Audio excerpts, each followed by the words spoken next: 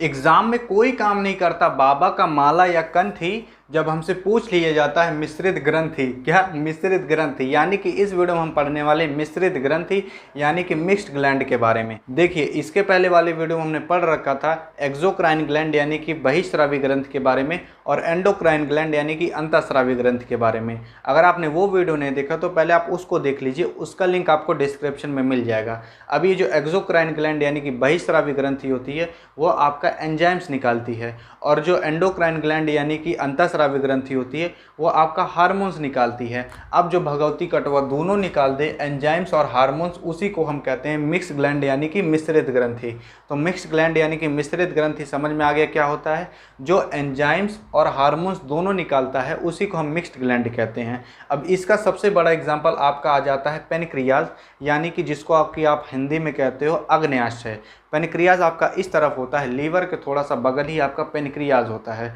अब ये जो पेनक्रियाज यानी कि अग्न्याशय होता है, इसका जो आकार होता है वो थोड़ा पत्ती की तरह होता है। अब ये जो अग्न्याशय होता है ये दूसरा सबसे बड़ा आपका ग्रंथि होता है। हालांकि पहला सबसे बड़ा ग्रंथि आपका लीवर होता है जो कि बहिस्रावी यानी कि एक्सोक्राइन ग्लैंड है, और दूसरा आपका पेनक्रियाज होता है। आपके शरीर में दूसरी सबसे बड़ी ग्रंथि आपकी पेनक्रियाज होती है जो कि मिक्स्ड ग्लैंड होती है। अब देखिए, ये जो पेनक्रियाज है इसकी खोज आपके लैंगरहैंस नामक साइंटिस्ट ने किया था। अब ये जो पेनक्रियाज है मैंने बताया ये मिक्स्ड ग्लैंड है, तो ये एंजाइम्स और हार्मोन्स दोनों निकालेगा। तो आपका जो पेनक्रियाज है वह कुछ एंजाइम्स भी निकालता है, उसके बारे में हम समझते हैं। तो ये जो एंजाइम्स निकालता है वो लाइफेज निकालता है, एमाइलेज और ट्रिप्सिन। ये तीन एंजाइम्स के नाम हैं, लाइफेज, एमाइलेज, ट्रिप्सिन। लाइफेज, एमाइलेज, ट्रिप्सिन ये आपका पेनक्रियाज निकालता है। अब देखिए, लाइफेज, एमाइलेज, ट्रिप्सिन इसके एंजाइम्स के बारे में हम इस वीडियो में नहीं पढ़ने वाले हैं, क्योंकि ये जो लाइफेज, एमाइलेज, ट्रिप्सिन है इसको हमने पाचन तंत्र यानी कि डाइजेस्टिव सिस्टम वाले पार्ट में पढ़ लिया था। ये तीनों आपके पाचन में मदद करते हैं, इसलिए हमने इसको पाचन तंत्र वाले चैप्टर में पढ़ लिया था। हम बेसिकली डिस्कस करने वाले हैं जो पेनक्रियाज आपका हार्मोन्स निकालता है उसके ऊपर हम फोकस रखेंगे। देखिए, जो आपका पेनक्रियाज हार्मोन्स निकालता है, अब आपके पेनक्रियाज में कुछ स्पेशल सेल पाई जाती हैं जो कि हार्मोन्स निकालने का काम करती हैं। एक सेल का नाम होता है अल्फा सेल, दूसरी सेल का नाम होता है बीटा सेल, तीसरी सेल का नाम होता है gamma cell. Alpha cell, beta cell, gamma cell ये तीनों आपकी पेनक्रियाज में पाई जाती हैं जो कि हार्मोन्स निकालने और बनाने का काम करती है। अब जो इसमें बीटा सेल होती है, इन तीनों में अल्फ़ा, बीटा, गामा में जो बीटा सेल होती है यह सेल सबसे ज़्यादा पाई जाती हैं इन तीनों में। अब ये सेल जो होती हैं, अब ये कौन कौन सा हार्मोन्स निकालती हैं, उनका क्या काम होता है उसके बारे में अब हम समझते हैं। तो सबसे पहले हम समझेंगे बीटा सेल के बारे में, फिर अल्फ़ा सेल के बारे में, फिर गामा सेल के बारे में। तो यहाँ पर सबसे पहले आता है आपका बीटा सेल। अब ये बीटा सेल का काम क्या होता है? बीटा सेल का काम होता है इंसुलिन नाम का हार्मोन बनाना। अब आप इंसुलिन का नाम तो सुने होंगे, तो इंसुलिन नाम का हार्मोन कौन बनाता है? आपका बीटा सेल बनाता है। अब ये जो इंसुलिन नाम का हार्मोन है उसकी खोज बेंटिंग एंड बेस्ट नाम के साइंटिस्ट ने की थी। अब ये बेंटिंग और बेस्ट ये दो साइंटिस्ट थे, एक का नाम था बेंटिंग, एक का नाम था बेस्ट। इन दोनों को इसलिए पढ़ा जाता है क्योंकि इन दोनों को नोबेल पुरस्कार भी मिल चुका है, और ये दोनों ने इंसुलिन नाम के हार्मोन की खोज की थी। अब देखिए, अब ये जो इंसुलिन होता है इसका काम क्या होता है उसको समझते हैं। देखिए, इंसुलिन का काम होता है हमारे शरीर में ग्लूकोज की मात्रा को कम करना। अब ये कैसे कम करता है उसको समझते हैं। देखिए, ये जो इंसुलिन होता है ये ग्लूकोज को चाँप के ग्लाइकोजन में बदल देता है। क्या करता है? ग्लूकोज को चाँप के ग्लाइकोजन में बदल दिया। अब जब ये ग्लूकोज को चाँप के ग्लाइकोजन में बदल दिया तो ग्लूकोज की मात्रा तो भैया डाउन हो गई, क्योंकि अब ग्लूकोज ग्लाइकोजन में बदल गया तो अब ग्लूकोज रहा ही नहीं, तो ग्लूकोज क्या होता है? डाउन कर देता है। ठीक है, तो ये ग्लूकोज को डाउन करने का काम करता है, कम करने का काम करता है आपका इंसुलिन। कैसे? ग्लूकोज को ग्लाइकोजन में बदलता है। अब हमारे शरीर के अंदर जितने भी एक्सेस ग्लूकोज हैं, ज़्यादा ग्लूकोज है, उन्हीं को ये क्या करता है? उन्हीं ग्लूकोज को ये ग्लाइकोजन में बदलता है। और जब इंसुलिन ग्लूकोज को ग्लाइकोजन में बदल देता है तब लीवर से कहता है, हे लीवर वाह, ग्लूकोज को ग्लाइकोजन में बदल दी हैं, तुम इसको स्टोर कर लो।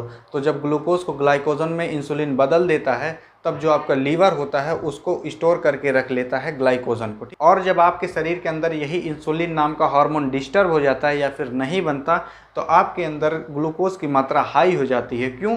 क्योंकि ये जो ग्लूकोज है वो अब ग्लाइकोजन में नहीं बदल रहा, क्योंकि आपका ये इंसुलिन नाम का हार्मोन ही डिस्टर्ब हो गया। यही आपका ग्लूकोज से ग्लाइकोजन में बदलता था। अब जब ये ग्लूकोज ग्लाइकोजन में नहीं बदलेगा तो ग्लूकोज की मात्रा हाई हो जाएगी, और ये जो ग्लूकोज होता है ये हमारे ब्लड के अंदर मौजूद जो शुगर होता है ना, उसी को कहा जाता है ग्लूकोज। अब ये जो ग्लूकोज होता है ये एक तरीके का कार्बोहाइड्रेट होता है और ये खाने में मीठा लगता है। ठीक है, तो ग्लूकोज क्या होता है समझ गए? ब्लड में प्रेजेंट जो शुगर है। तो जब यही इंसुलिन आपका डिस्टर्ब हो जाएगा ना, तो आपके अंदर शुगर की मात्रा हाई हो जाती है, यानी कि ग्लूकोज की मात्रा हाई हो जाती है। तो उसी को ही कहा जाता है कि भैया हमारे शुगर हो गया, हमारे अंदर शुगर बढ़ गया है। तो शुगर कैसे होता है समझ में आया? इसी शुगर को आप कहते हो डायबिटीज़। ठीक है, तो डायबिटीज़ बीमारी कैसे होता है समझ में आया? जब इंसुलिन नाम का हार्मोन डिस्टर्ब हो जाएगा तो आपका ग्लूकोज ग्लाइकोजन में नहीं बदलेगा, तो आपके अंदर ग्लूकोज यानी कि शुगर की मात्रा हाई हो जाती है, तो उसी कहा जाता है डायबिटीज़ हो गया। तो यहीं पर ही आपसे 3 क्वेश्चन बना लेगा, कहेगा कि भैया डायबिटीज़ में कौन सा हार्मोन डिस्टर्ब हो जाता है? तो इंसुलिन नाम का हार्मोन डिस्टर्ब हो जाता है। दूसरा क्वेश्चन बनाएगा कि डायबिटीज़ में कौन सी सेल डिस्टर्ब हो जाती है? तो बीटा सेल डिस्टर्ब हो जाती है। क्यों? क्योंकि बीटा सेल ही आपका इंसुलिन बना रहा था। तीसरा क्वेश्चन बनाएगा कि डायबिटीज़ में कौन सा आपका अंग प्रभावित होता है? तो आपका पेनक्रियाज प्रभावित होता है। क्यों? क्योंकि बीटा सेल आपकी पेनक्रियाज में ही पाई जाती है। यहाँ तक समझ में आया? अब देखिए, जब किसी को डायबिटीज़ यानी कि शुगर हो जाता है ना, तो वो कभी भी जीवन भर ठीक नहीं हो सकता, बस उसको आप कंट्रोल करके रख सकते हो। और जब किसी को शुगर हो जाता है ना, तो अगर मान लीजिए उसके कहीं कट फिट गया तो वहाँ पर घाव बनने का चांस बहुत ज़्यादा हो जाता है। अगर आपको शुगर चेक करना हो, डायबिटीज़ चेक करना हो ना, तो कहीं पर आप टॉयलेट कर दीजिए। अगर उस टॉयलेट पर चींटियाँ लग गई तो मान लीजिए आपको डायबिटीज़ है। ऐसी जगह भी ना कर देना जहाँ दूर दूर तक चींटियाँ ना हो। तो भैया अगर आप टॉयलेट करते हो और आपके टॉयलेट पे चींटी लग जाती है तो जान लो आप शुगर के मरीज़ हो। अब हम समझते हैं कि कैसे आप शुगर को कंट्रोल करके रख सकते हो। अगर आपको मान लीजिए शुगर हो भी गया तो आपको डॉक्टर के पास जाने की ज़रूरत नहीं रहेगी।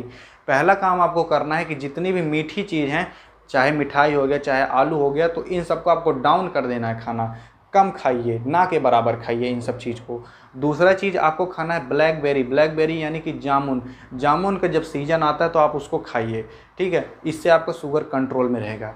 तीसरी चीज़ आपको खानी है टमाटर। चौथी चीज़ खानी है आपको संतरा। पांचवी चीज़ खानी है आपको कढ़ी का पत्ता। कढ़ी का पत्ता जानते क्या होता है? कढ़ी का पत्ता ये नीम के पत्ते की तरह होता है और इसका जो पेड़ होता है वो थोड़ा छोटा होता है।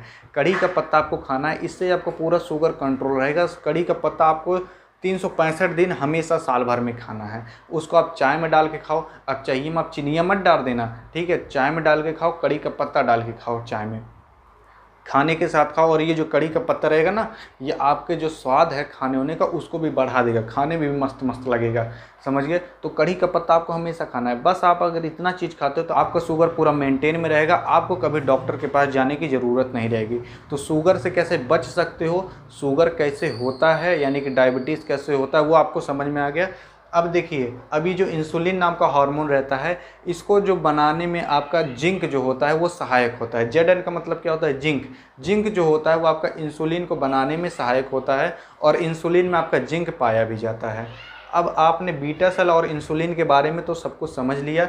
जो इंसुलिन होता है वो ग्लूकोज को ग्लाइकोजन में बदलने का काम करता है और ये जो ग्लाइकोजन है उसको आपका लीवर स्टोर करके रखता है। अब हम समझते हैं अल्फा सेल के बारे में। ये जो अल्फा सेल होता है वो ग्लूकागॉन नाम का हार्मोन निकालता है और ये जो ग्लूकागॉन होता है ये हमारे शरीर में ग्लूकोज की मात्रा को हाई करने का काम करता है।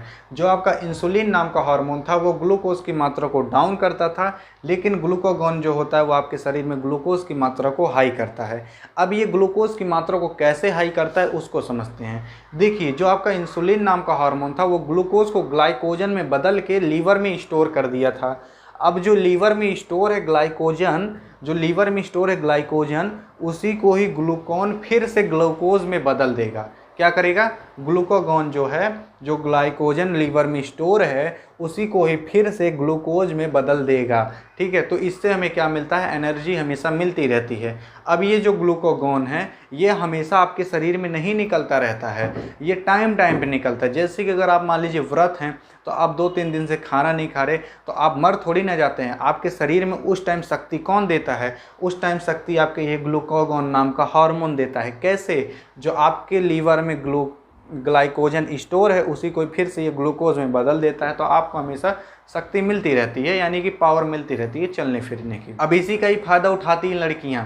वो क्या करेंगी, अपने वाला से रिसिया जाएंगी, कहीं कुछ खाने के लिए, कहीं शॉपिंग करने के लिए, कहीं फ़ोन खरीदने के लिए, कहीं घूमने के लिए अपने वाला से इसे रिसिया जाएंगी और 2-3 दिन तक खाना नहीं खाएंगी। अब 2-3 दिन तक खाना नहीं खाएंगी और वो जानती हैं कि मेरे अंदर ग्लूकोगोन बनेगा, जो कि मेरे लीवर में जो ग्लाइकोजन स्टोर है उसको फिर से ग्लूकोज में बदल देगा, तो मुझे फिर से एनर्जी मिलती रहेगी। तो 2-3 दिन तक खाना नहीं खाऊंगी तो मैं मरूंगी नहीं, और जब मैं मरूंगी नहीं, ऐसी उससे रिसियाए रहूँगी तो मुझे फ़ोन दिला देगा, शॉपिंग करा देगा। तो भैया जितने भी अपने वाली के वाला हो ना, सतर्क हो जाओ। वो लोग जानती हैं ग्लूकोगोन जो रहेगा वो ग्लाइकोजन को फिर से ग्लूकोज में बदल देगा, तो उनको एनर्जी मिलती रहेगी, उनको कुछ होगा नहीं 2-3 दिन तक। तो इसलिए सतर्क हो जाओ। अगर आपकी वाली आपसे गुस्साए तो क्या करो, भूखे ही से छोड़ दो। जब भूखे छोड़ दोगे ना, अब हर चीज़ की भैया एक लिमिट होती है कि लीवर कितना ग्लाइकोजन स्टोर करके रखेगा, कितना ग्लूकोज में बदलेगा। जब यही ग्लाइकोजन वहाँ ख़त्म हो जाएगा लीवर में ना, तब पेटवा करोएगा, अरे मायरे भूख लगी, अरे मुड़वा पिरा रहा है, चलने फिरने की ताकत नहीं है। तो जब ये लड़कियों को होगा ना, तब तुरंत खानों दौड़ पड़ेंगी, कहेंगी भगवती कटवाब नहीं मुझे खिलाएगा, नहीं कहीं घुमाएगा, खाना खा ही लेती हूँ। तो 2-3 दिन के बाद अपने आप है खाना खा लेंगी। तो इसलिए 2-3 दिन तक ऐसे छोड़ दो। जब छोड़ दोगे ना, जब यही ग्लाइकोजन ख़त्म होगा लीवरवा में, ग्लूकोज नहीं बनेगा ना, तब भागेंगी खनवा तरफ। तो यही आप कर सकते हो, तब सुधर जाएंगी। तब कहेंगी भगवती कटवा आप कराएगा नहीं, अब मुझे कोनो दूसरा प्लान निकालना पड़ेगा, अब खनवा तो मैं खाऊंगी। तो इस तरीके से आप दिमाग लगा सकते हो, आज से जान जाओ। तो अल्फा सेल का भी आपको काम समझ में आ गया होगा। यह ग्लूकागॉन नाम का हार्मोन निकालता है जो कि ग्लूकोज की मात्रा को हाई करता है। अब हम समझते हैं गामा सेल के बारे में। ये गामा सेल बहुत आसान है। ये गामा सेल सोमैटोस्टेटिन नाम का हार्मोन निकालता है जो कि एसिमिलेशन यानी कि स्वांगीकरण का काम करता है।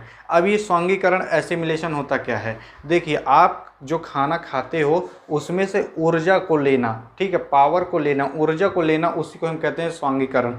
तो ये सोमैटोस्टेटिन नाम का हार्मोन आपको ऊर्जा प्रदान करने का काम करता है, ऊर्जा बनाने का काम करता है।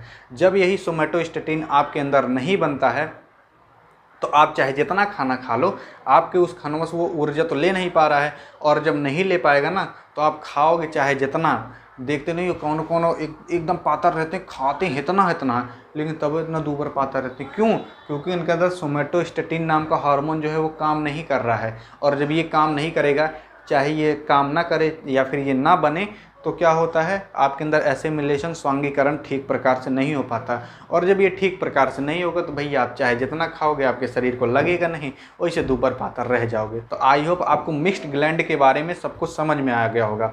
यहाँ पर होती है वीडियो एंड। अगर आपको वीडियो पसंद आई हो ना, तो अपनी वाली के पास कर दीजिएगा सेंड। मिलेंगे नेक्स्ट वीडियो में, तब तक के लिए जय हिंद और जय।